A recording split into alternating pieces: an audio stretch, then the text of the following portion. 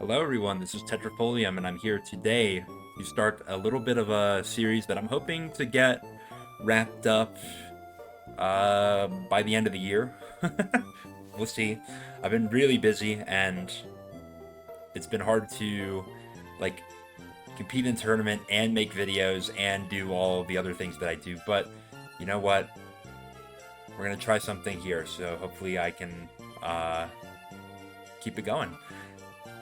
This is going to be a little bit of a team building series in particular to Gen 3 OU. Some of the concepts may apply to other tiers, but we're going to be focusing specifically on Gen 3. I'm not going to claim that I am the master team builder that always builds good teams and I've never had a bad team or anything like that. But I am going to say I'm going to bring some of my own experience with team building, at least early on in the tier, to sort of help you learn from some of my mistakes. And we're gonna have a good time, hopefully. But first, before we get too deep into how to build your own teams, I thought it would be important for me to have a video on how to use sample teams.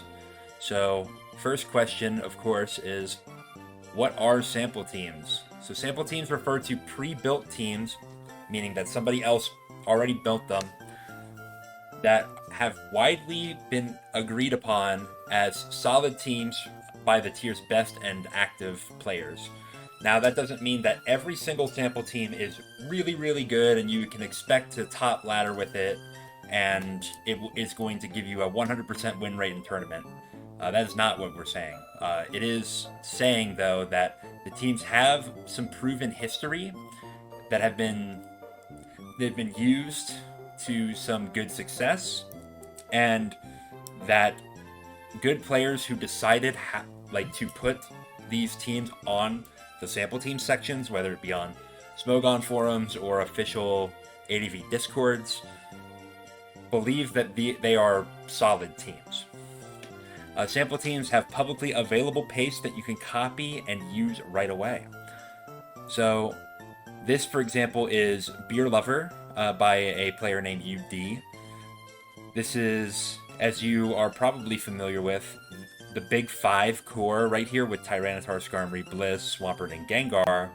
And then Starmie is thrown on at the end as a spinner to give this team a little bit more longevity versus Spike's teams. I would definitely recommend that you play it if you've never played it before. It's a fundamental building block of the tier, I would say. But where can you find such teams like this? And where can you find the pace for these teams?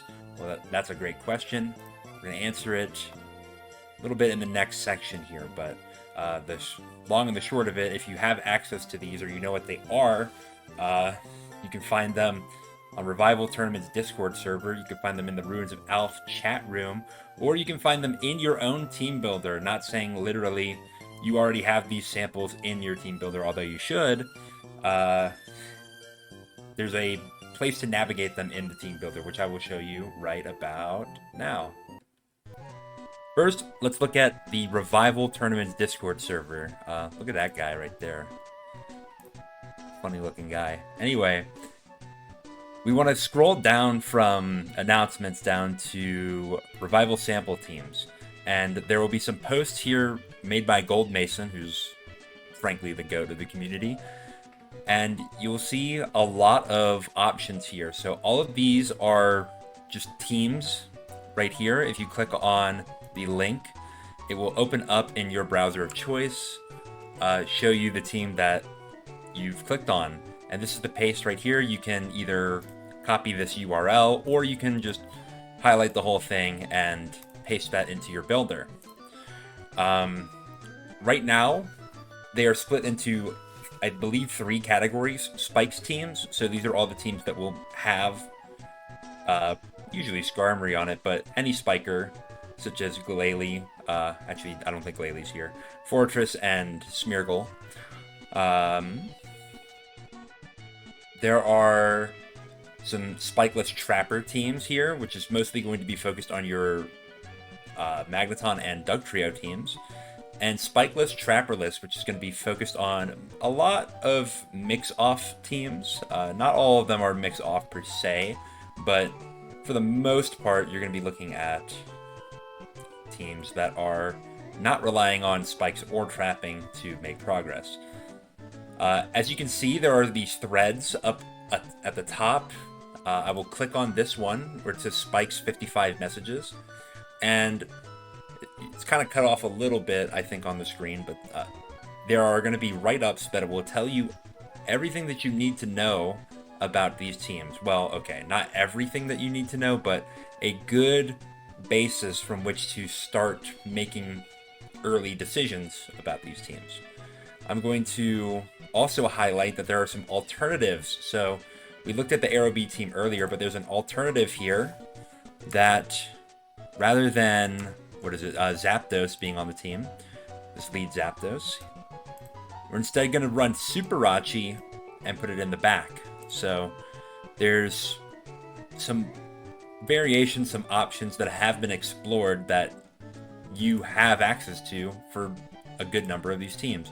Not all of them, of course, have multiple options. Like, for example, this Mence Doll Sand Spikes team.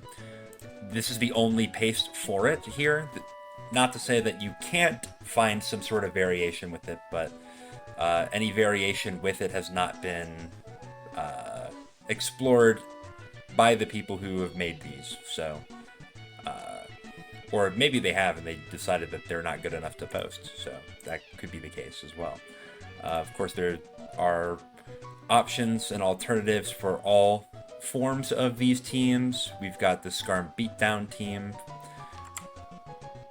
who it's got some cool options on it. The Houdini Metagross, a utility lax and such. We have some other options as well, like if you want to use Charizard here. I don't believe Charizard was on the other team, though. So yeah, that is probably the place I would recommend that you look first for sample teams, but this is not the only place that you can find them. This is just the place that has the most sort of specific resources for the samples. If you're just not a Discord person and you would prefer to do everything through Showdown, there are options for you. So this, of course, here in the team builder is Beer Lover, one of the most common sample teams that has been used throughout the history of ADV. You can also call it Big 5-Star Army, but Beer Lover, I think, is more specifically to these sets. Like, for example, this Blissey set is quite interesting. But if you scroll all the way down, I don't know if you've ever done this before, but you'll see that there are some team building resources for the tier, and it's got a lot of different links for you to click. This Discord here will take you to Smogon ADV Discord, which I think you're free to join if you would like. And they have some resources there, but if you're more a Smogon Forums person, you can click this link here, which will take you to the sample teams page. So this has a good number of the sample teams. I don't think it has all of the ones that are in Revival sample chat, but it does have a good number, and it might even have some teams that are not there. So take a look at some of these. You'll notice that a lot of these teams have a sort of timestamp, or a year stamp, I should say, on when they were built, and that gives you sort of a time capsule of what the tier might have been like at that time. But it also has some suggestions for you on what you can do to keep up with certain modern trends. In this case, 2024 trends, which, I mean, could maybe be considered outdated, but I don't know. I don't think the tier moves quite that fast that things that were working in 2024 are no longer working in 2025. But yeah, a lot of the great teams, El Clasico, Jolt Spikes, Regi Spikes, so on and so forth. Virgin 5, even though it says Milotic Claydol TSS, we know what it is. And yeah, there are tons of teams. Now, some of them are a little outdated. Like, for example, this Spike's offense with Smeargle and Vaporeon. Of course, this Vaporeon set is illegal. You can't use it anymore. But that's not to say that certain of these concepts can't still remain. You could maybe switch this Vaporeon set up to try to use this team. Or you could employ the use of a different offensive water in Vaporeon slot if that's what you would prefer. Or, I mean, if you're not a big fan of this team, you can just use a different team. And there are plenty of stuff there. Team dumps. This is going to be slightly different than sample teams. We're going to talk a little bit more specifically about them, but just keep in mind that you can find the team dumps that we will be talking about on this page. But maybe that's not satisfying for you either. So a third place you can go to find some sample teams is this chat room, Ruins of Alph. This is the chat room for all of the things related to old tiers. Definitely is a lot more popular nowadays than it was when I first started, as there are more tiers to play and more of the old tiers have been seeing more play. So we can start now with picking whichever tier catches our eye. Of course, we're an ADV channel, so we're going to click ADV, and it gives you sample teams for all of the tiers that are played here, including like ZU and 1v1, which is kind of interesting. But of course, we're interested in OU, so we're going to click that. And Ruins of Alph has some sample teams for us here. I don't know if I love how this is kind of formatted. It's a little bit confusing, but the team is featured in its sort of sprites at the top. Then you can copy the team to your clipboard. And you can check it out here. It doesn't have the PokePaste implemented, so I'm guessing some real Smogon boomers made these inclusions, but that's okay. So some of these sample teams are going to be things that you'll see in other places. They may be slightly different, or you may be able to find one or two more teams on here that you would not find elsewhere. Not sure if that is entirely true, but if you're more familiar with navigating something like this, or if you want to take a look at this to see, this is another option for you to find some teams. All right, so team dumps.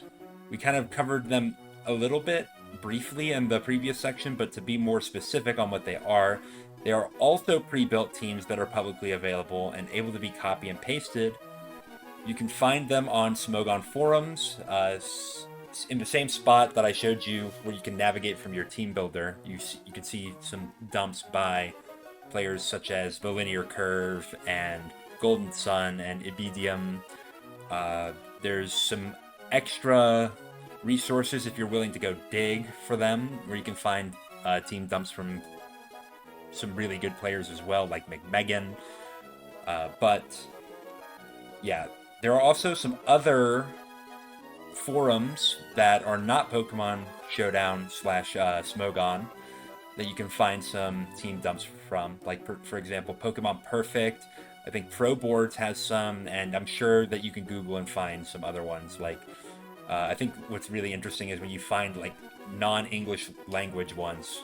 I've seen the French and the Italian and the Chinese forum posts where they're talking about teams as well, which is kind of interesting to see how like different yet similar they are to Pokemon Showdown and Smogon, so it's kind of cool.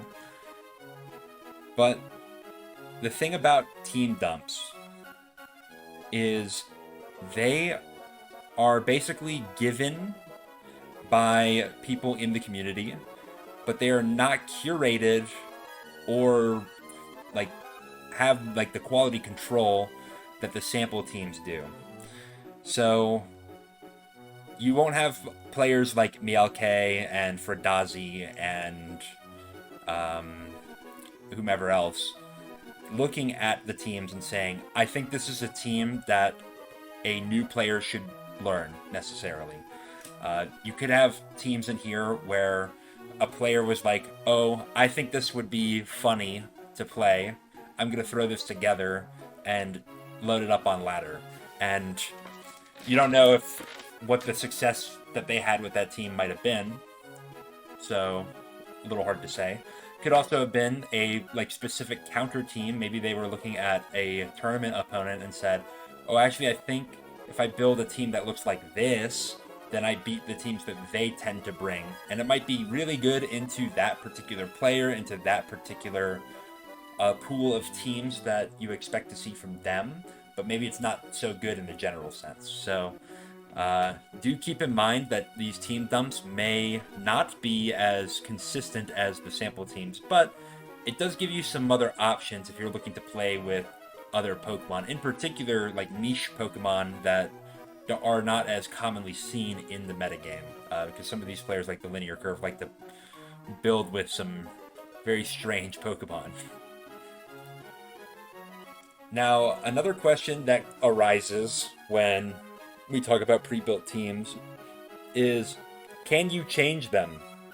And the answer to that is yes, but with a pretty big asterisk. Of course, it's a free world and a free life, hopefully, from all of you, and you can do whatever you want. But there's got to be some good some questions that you have to ask yourself if you're going to be changing some pre-built teams. To start with, some reasons why you might want to make some changes is that some decisions, for example, might be a little bit outdated compared to your current trends. For example, offensive Swampert. Can't believe I flubbed that one. It's because I'm too defensive pilled. I can't even say the word right. Offensive Swampert has kind of undergone some slight changes in the philosophy for the EVs on it. Previously, a lot of people were running faster offensive Swamperts that were designed to outspeed Claydol for the most part. But now a lot of really good players are saying that it's actually a little bit more beneficial for you to have HP investment and be a bulkier offensive Swampert, because it helps you out a lot with still having some defensive utility, particularly against Rock-type Pokemon, i.e. Tyranitar and Aerodactyl. Now, that's not to say that every team that was built with a fast offensive Swampert should be changed just wholesale to the newer offensive Swampert set, but it does mean that you may want to consider that. Maybe it might make the team better. Another thing that you might want to change is some of the coverage moves to sort of improve certain matchups for yourself. So you might see a pre-built team, say you have Jirachi on the team, and they're using coverage like Thunderbolt, HP Grass as their two attacking moves to take on whatever matchups they're looking for. But you think to yourself, well, I think actually HP Grass is a little bit narrow in scope. I think that the team is perfectly fine at beating Swampert without HP Grass on Jirachi. I think I'm going to run Ice Punch to give myself a better matchup against, say, Salamence or Flagon or whatever the case may be. And that might be a reason for you. Now, you want to keep in mind that the person who built this team had a reason why they wanted to use those particular coverage moves on that particular Pokemon. So it might be the case, actually, that HP Grass on the Jirachi, okay, it's good at hitting Swampert, and it might have been an option for that team to hit Swampert, but in fact, it was mostly so that you could hit Tyranitar. And if you had Ice Punch on your Jirachi instead, then you're going to struggle more in the Tyranitar matchup. Now, I mean, again, this is all kind of nebulous sort of stuff, and it's needs to be in a more firm context for it to make some sense, but just keep some of these ideas in your mind as you're trying to make these decisions. And then a last thing is maybe a small change could fit your playstyle better. Like, for example, maybe you're used to your Swampert, say, we're going to keep using Swampert as an example, right? Having a certain EV spread, and you're familiar with what that spread is going to live on Switch in. And you're taking a pre-built team from somebody else, and you're like, okay, they didn't run any special defense on their Swampert.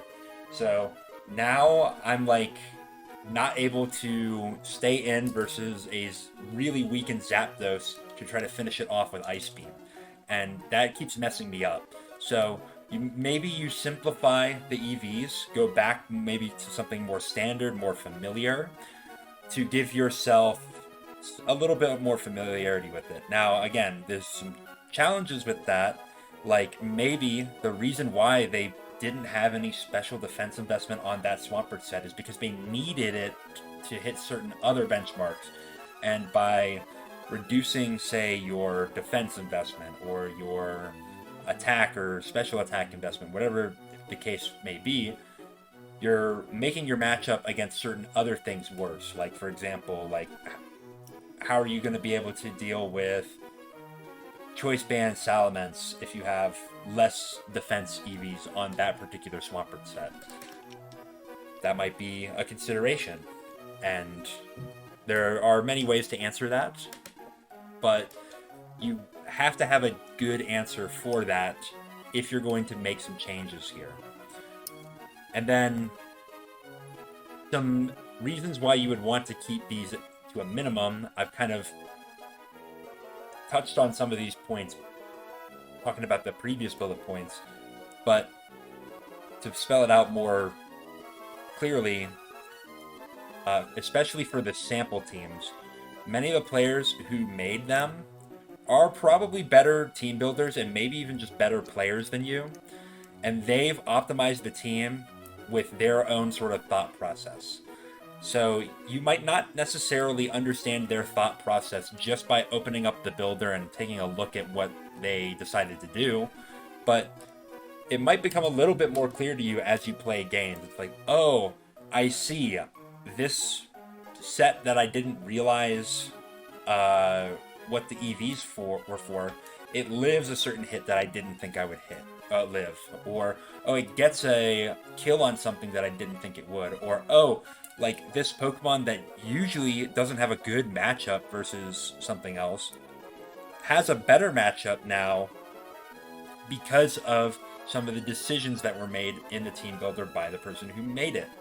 So I definitely recommend that you, at the very least, give their version of the team a shot before you start making a bunch of changes to it.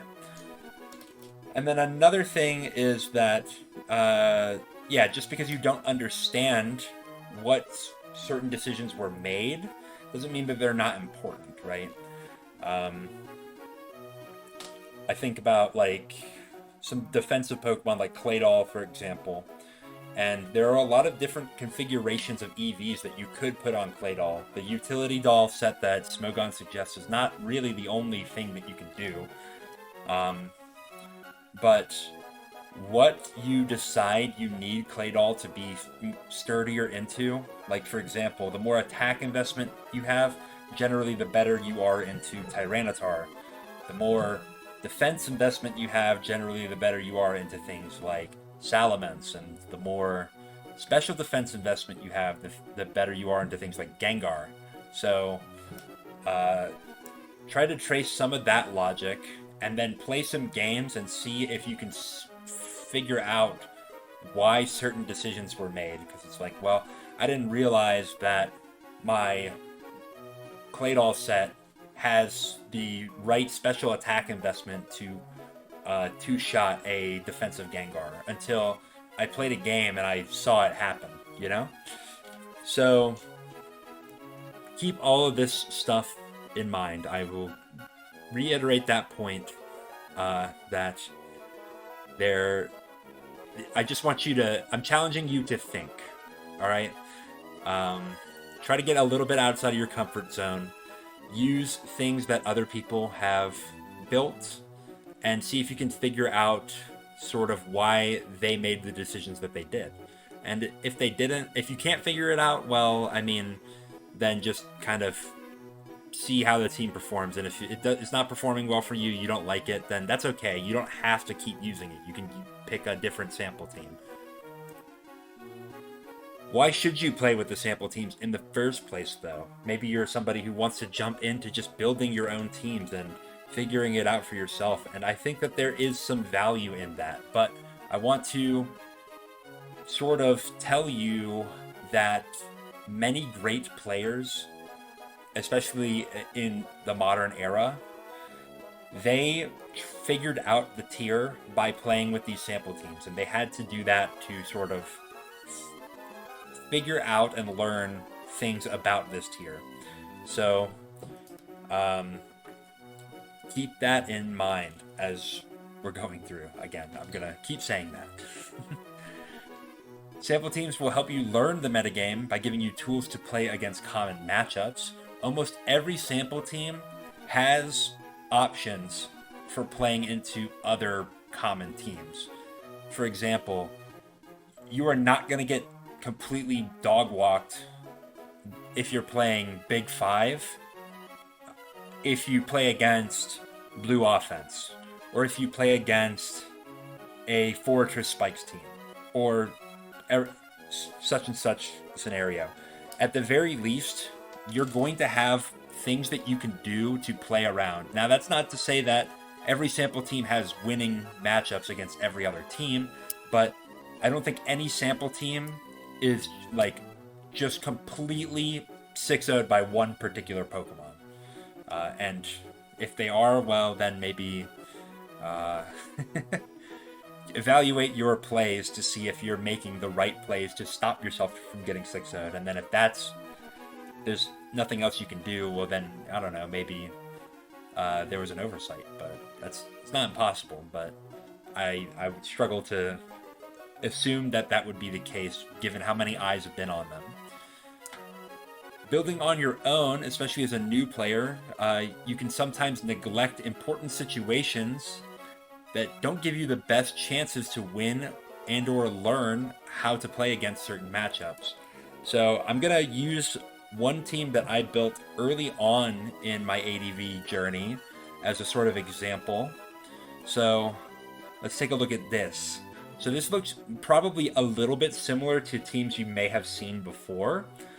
It's like a Magnoll team with Magneton and Claydol. It's got Salamence and Metagross, which is basically peanut butter and jelly for this tier. And then you've got Snorlax and Milotic to sort of round it out. But I'll give you some time to look at it here. I'm going to discuss some of the things that I think are some big problems with this team and why I don't play with it anymore. So I think that this team is pretty bad into Tyranitar teams just in general. In a lot of cases, that's because of sand. So take a look at the team. Everything in the right column, your Metagross, Magneton, and Claydol are sand immune, and 2 of them have leftovers. So they don't actually hate being in sand per se, but they're also not necessarily. I mean, Metagross definitely makes use of the sand, and Claydol, you know, it's nice to have some damage stick with your Earthquake and potentially your Psychic, especially into something like Gengar. Magneton is kind of whatever. The things that Magneton are looking to trap tend to also be sand immune because they're steel types, so it's kind of a whatever pick. My left side, though, Choice Band Salamence and Snorlax are both really, really annoyed by sand. They don't have any way to heal themselves, so any sort of chip that is put on them is going to stick. Doubly so for Salamence because it doesn't even get the leftovers to offset the sand. And then Milotic is okay into sand. It's got Recover, which is really nice. but it does make some matchups a little bit more threatening for it. Say, for example, Milotic versus an opposing, say, Tyranitar when the sand is up. Rock Slide, the damage is going to stick. If it gets flinches on you, that could be bad. Similar sort of thing for Aerodactyl, and maybe even for, say, like a DD Salamence. It gets that damage to stick. So, and forces you to have to click Recover a lot. We're kind of required to boom into Suicune to beat it. We don't really have, like, Milotic is not beating Suicune one-on-one a lot of the time. Salamence does do some pretty decent damage with Choice Banded HP Flying, but it's not super consistent at beating Suicune because an Ice Beam from Suicune will just straight up kill us, and a defensive Suicune can still take a hit, maybe get some chip damage on the Salamence, and then switch into something that is appropriate for taking the hit that we've locked into. And our Salamence is maybe on a timer, especially if sand is up. Then, yeah, so we're relying on Snorlax to kind of get the job done for us. And if that doesn't work out, then we kind of need Metagross to clutch up. Magneton, yes, can kill Suicune, but the chances that you're able to keep Magneton around to do the things you need it to do, and then also be your answer to Suicune, is really, really low. And then we also don't really have very good speed control. The fastest Pokemon on this team is Salamence, who's sitting at a 273, which is already just a weird speed tier. That's speed tying Smeargle, which is like, if we're gonna be that fast, we might as well get one more point, right? But whatever, it's just the team that I built. Maybe it made more sense when I had the HP Flying Ivies configured a different way, but that being said, 273 is not very fast for your fastest Pokemon on a... I guess this is kind of an offensive team. It's maybe a little bit more balanced, but yeah. We're going to fold into things like a modest Salamence, for example. Or I guess not necessarily modest, it would be more like mild, right? With Dragon Claw, Fire Blast, Brick Break, and HP Grass. It's going to hit everything on this team really well, and I don't outspeed with anything, so it can sort of stick that damage. Now, Milotic is not so bad at taking HP Grasses from the Salamence, but eventually, like, Spikes and Sand and having to switch in all the time is going to wear this Milotic down. There are plenty of other options, like, say, for example, Jirachi. If it's faster than my Salamence, then I don't have anything that is going to be able to come in on Revenge and beat it without having to take a massive hit first. So that's kind of brutal, I think. Now, there's a sample team that fixes some of these issues, and we're going to look at that one right here. So this is BKC's Magdoll team. We've got Weather Clear on our Magneton in the form of the move Sunny Day to improve our matchup versus Sand. We have Suicune and Blissey to form a more solid defensive core than Snorlax and Milotic, because both of them have access to somewhat reliable healing moves. Now, Rest is not the most reliable, but it is more reliable on Suicune than it is on just about any other Pokemon, so we're going to give it the benefit of the doubt there. We also have Wish on Blissey to pass to certain other of our Pokemon, like, say, Metagross or Salamence, if they take some damage. And then we have some better speed control overall, because this Salamence is at 299 speed. That doesn't mean that this team necessarily has, like, the greatest speed control. There are plenty of Pokemon that could run faster than 299, like, for example, Gengar, or another base 100 speed Pokemon running a plus speed nature. But it does mean that we don't have to, like, cry when we see something like a modest Moltres, or a Jolly Gyarados or something that's a little bit more advantaged by being faster than everything else that's left on your team. So, yeah, I think this is probably a better approach to the sort of team building decisions that I was trying to make. It keeps the core sort of identity of the team together, but makes some decisions that makes the team a little bit sturdier into more matchups. But some people, just for whatever reason, really don't want to use sample teams. And, that's okay. Once again, it's a free environment on Smogon. You can do whatever you want as long as you're within the sort of parameters of the tier. And if you don't want to be in the parameters of the tier, then I don't know, go play something else. But yeah, some people just want to use teams that they've built, and that's fine. But I'm going to rebut some of the counter arguments that I've heard for using sample teams, or kind of, I guess I would call them excuses for people not wanting to learn how to play with the sample teams. The first one is it gives my opponent an advantage because they know my team, which is kind of true, right? The sample teams are public. Anybody could just pull up the paste even while they're playing you and figure out what your team is and make decisions accordingly. Or if they're a more practiced player, then they've probably played this matchup before with the team that they're playing you with, and they have some ideas on how they're supposed to play the matchup. And you know what? There's maybe a little bit of an argument there that could make some sense, but I'm going to tell you that, for one, knowing your opponent's team does not mean you're going to beat them already. Like, yes, it might give you a little bit of an advantage because it takes some of the guesswork out for you, but like, you still have to contend with the tools that team has, right? I know that Suicune is defensive, but that doesn't change the fact that my team does not have a Pokemon that can 3-shot kill it. So, like, how am I supposed to beat it even if I know exactly what its EVs are, right?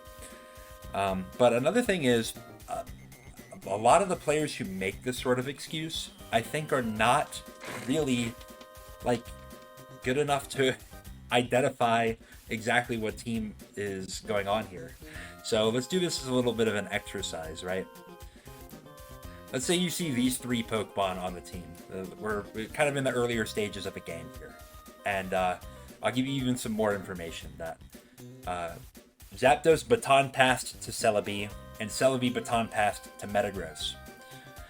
We don't know much about the Metagross. It just came in off the Celebi baton pass, but we're trying to make a decision on what we should do as this Metagross is in. So I'm going to ask you 2 questions. Question number 1, what set is the Metagross running? And question number 2, what are the 3 remaining Pokemon on this team?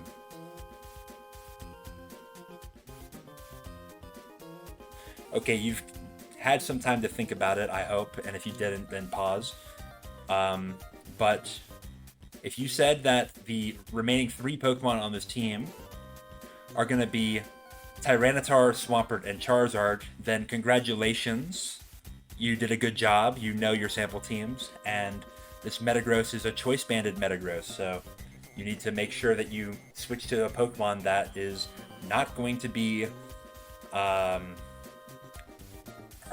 too badly by getting blown up on. Except actually that might be wrong, because there's this sample team here that also has these 3 Pokemon.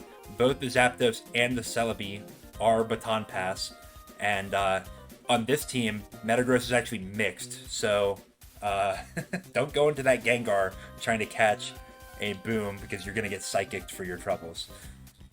So, yeah, already, like, you know half of their team, and you knew or had a good guess on what the sets of these 2 Pokemon were by the move Baton Pass, and there are 2 different sample teams that this could have been. Now, you can maybe narrow it down a little bit with context. Like if Celebi is baton passing to Metagross, it's probably a Metagross set that beats whatever Pokemon you have in. So if you have a Pokemon that would smash a, let's say, mixed Metagross, then it's probably more likely that it would be this Zard Houdini CM Pass team, and vice versa. If you have something that beats a Choice Banded Metagross quite well, then it might be more likely that it's the Zapdos Dugtrio team. But the point being that, I mean, you can figure out a lot of info. You could have half of their team revealed to you, and you could have like almost 2 of the sets revealed to you in the form of like these baton passing Pokemon, but you still don't even know which sample team it might be. And if you were struggling, if you were like, I have no idea if this was like an agility Metagross, or I don't even know, I didn't even come up with one Pokemon that I thought could be in the back with these 3 teams. Well, the chances are that the people that you're playing against, like who are in a similar skill level to you, probably also don't know that. So what I would recommend to you, if you didn't have any clues about this, like get rid of this from your vocabulary. Like your opponents, like if they know your team, they're probably just more skilled than you anyway. And if they don't know your team, then this is not an advantage for them. And if you did have some ideas and you could answer some of these questions, then maybe this is a little bit more of a valid argument.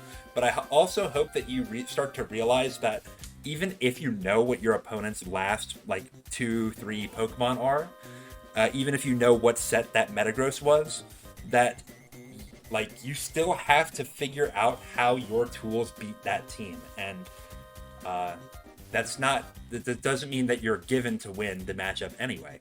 So just keep that in mind. Take a shot every time I say that. I'm sure that it's probably not good for your liver. I'll know how to play the team better if I build it myself. And I think that there is a little bit of truth to that. You know, you go into the builder and you pick the Pokemon and you pick the moves, and you had a reason why you picked those moves, and then you go into the calculator to try to figure out what EVs you need. And yeah, okay, like certain decisions are gonna be more clear to you in game because you know what decisions you made in the builder. Now, if you're somebody who just says, I'm gonna pick these 6 Pokemon and I'm gonna pick the Smogon sample spreads, then like, well, like I struggle to see where this argument would come into play for you. But you know, somebody who's getting a level deeper here, like yeah, I could see that. But really, it comes down to practice. All right, this is the definition of practice as I found on my browser. A repeated exercise in or performance of an activity or skill so as to acquire or maintain proficiency in it. And the thing is, playing every individual team is in and of itself its own skill. Like, yes, there's transferable information. If I play that Zapdos Dugtrio team and I decide that I actually want, I don't know, Jirachi instead of Metagross in that slot, which I wouldn't recommend you do that because then you're getting a little bit worse into Blissey, which is not good. But say you do that. It's like, well, if I'm very proficient at playing this version of Zapdos Dugtrio, then I'm probably going to be pretty proficient at playing the newer version of it where I have Jirachi instead of Metagross. But even that, like, you have to sort of play with the team to figure out the sort of intricacies of it.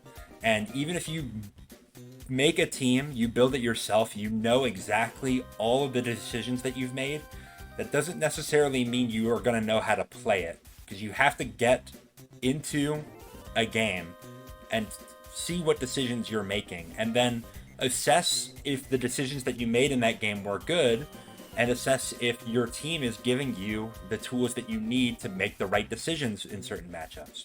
So, I think that it's more an issue of you need to practice with every team that you play to sort of know how to play the team. right? Just building it by yourself is not necessarily good enough to be good at playing that team. The sample teams are outdated. Yeah, I mean, some of these sample teams, they were built 10, 5 years ago, however long ago. And the metagame was different back then, so, it's not going to hold up. And you know what? I would be pretty on board with this, but I watch some tournament replays, and I just watched this one. This is Fakes, the team that he brought to Game 1 of Invitational 2 Grand Finals, which finished up just a few months ago. Fakes, if you know, won that entire tournament. It is probably the best showcase of skill for ADV in the year. If it's not the best, it's one of the best. And he used this team here.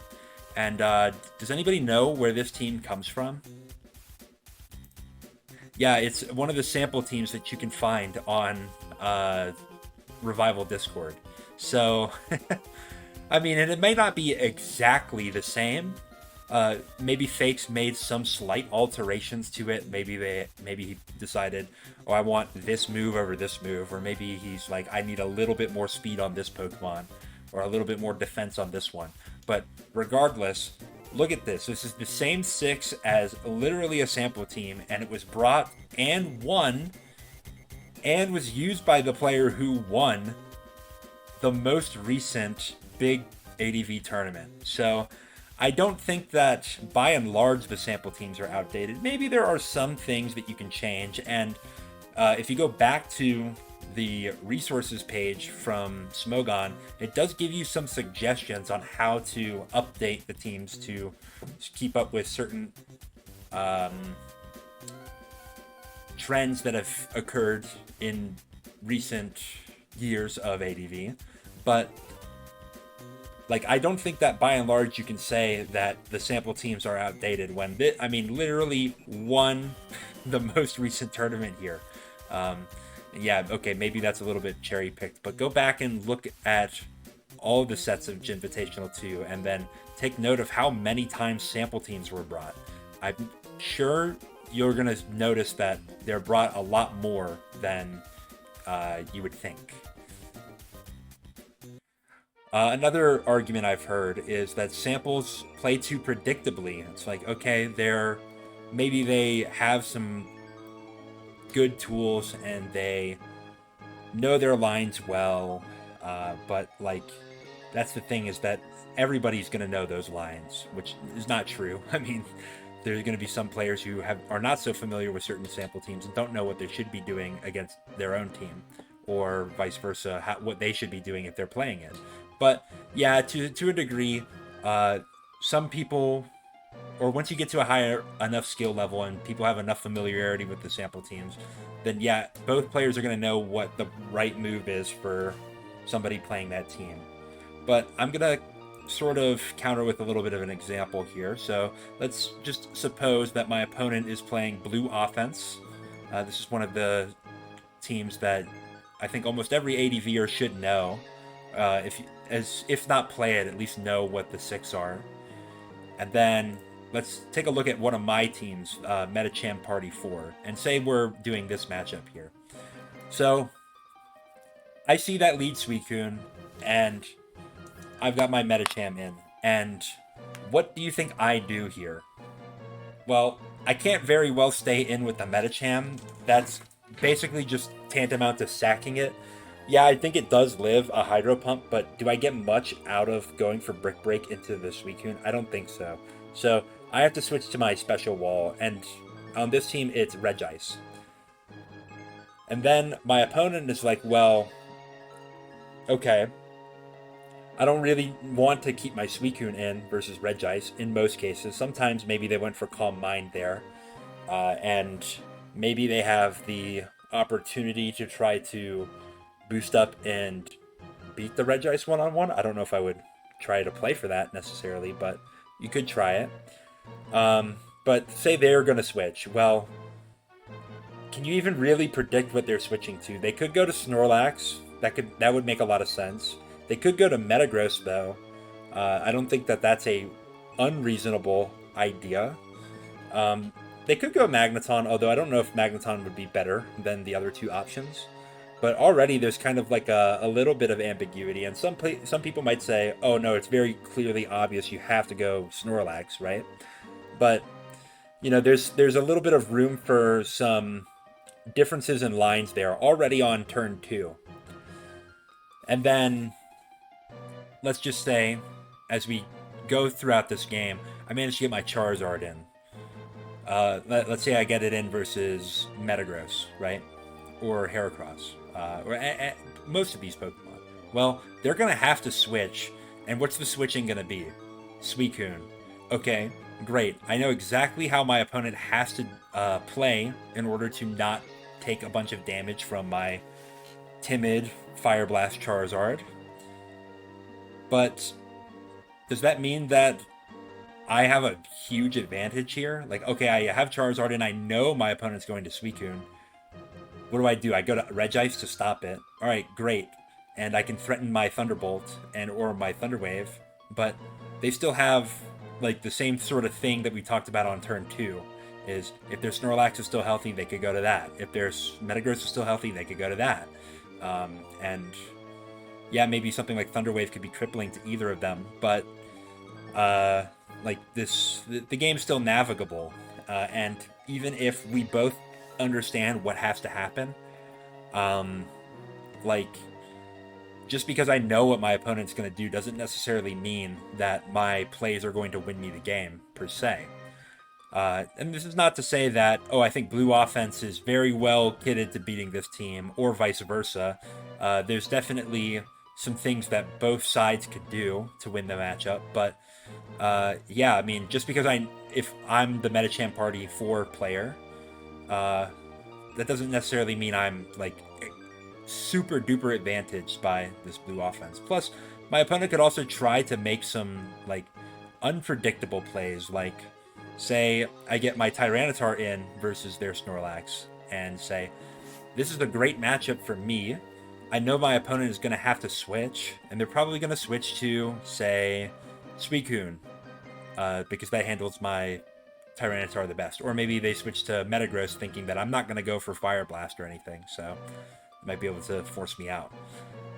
And I switch to whatever Pokemon I decide is best for that, like this Salicberry Swampert or something. Then my opponent says, okay, I know that I'm in a bad position, and Tyranitar gets its pick of what it wants to do, and I have to switch. But what if my opponent tries to get further momentum on me by switching to something that beats my switch in? So instead, actually, I'm going to stay in with Snorlax, and I'm going to go for Body Slam and try to get a paralysis on what switches in. You know, there's always a little bit of song and dance going on in these matchups here. So I don't know if I would say that they always play too predictably, and I don't even know if I'd say that they play more predictably than like these teams here. Because yeah, you might not know these 6, you might not have ever seen these 6 Pokemon together, but you probably have a good idea of what has to be on the team. Like there have to be rock resist, there has to be a special wall. Not necessarily on every team, but a lot of teams have these common traits. If I only play the sample teams, then there's a ceiling to how good I'll be. Well, I mean, that is kind of true. I don't know if it's quite as true as we would like it to be. There are certainly some players who just get fed the right teams for the right matchups because they're very well connected and they are just good button clickers and play the teams that are built for them very well. But I do think that every player could be advantaged or become a better player by learning how to do some of their own building. And that's sort of what this series is going to be about, to hopefully give you some of the tools that you'll need. But I do want to say that this is not necessarily an excuse to not play sample teams at all. An important aspect of getting better at the game is learning how to build for yourself though it is difficult to build if you don't understand the metagame. And the sample teams, sort of just wrapping up what I'm saying about this, are going to help you build some intuition on how certain mons and cores and teams match up into other teams. And even if you're not that interested in learning how to play a particular sample team, playing with that team is going to give you some ideas on how to play against it, because you're going to be playing against somebody who is playing against that team. You get that replay, you review it, and you see what decisions did they make with their team to beat your sample team. And maybe that gives you some ideas on how you could play if you ever play against this sample team. So there you go. Say, for example, you're struggling into the El Clasico matchup, maybe play it yourself a few times and see what other people do when they are playing against El Clasico. Both of these ideas are going to help you improve your own team building process. So by playing other good teams that are built by other players, you can glean some information that will help you to build your own teams. And that is the conclusion of this video. That's the takeaway. So don't say I didn't spell it out for you. In the future parts of this, we are going to be covering some of the steps that you might need to think about as you are building your own teams from scratch. And then we can get some teams that look like this with Jump Bluff on it. It's not my team. Of course, this was made by the GOAT, the Linear Curve, but we can maybe come up with some ideas on what we could do if we're trying to build around certain Pokemon. Not always featured shitmons like this Jump Bluff here, but maybe around some more conventional things as well. So stay tuned for that.